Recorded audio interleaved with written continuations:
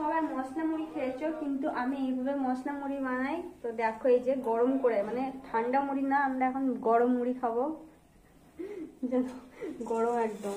দেখো এইভাবে হালকা করে নাড়াচাড়া করে নেবে।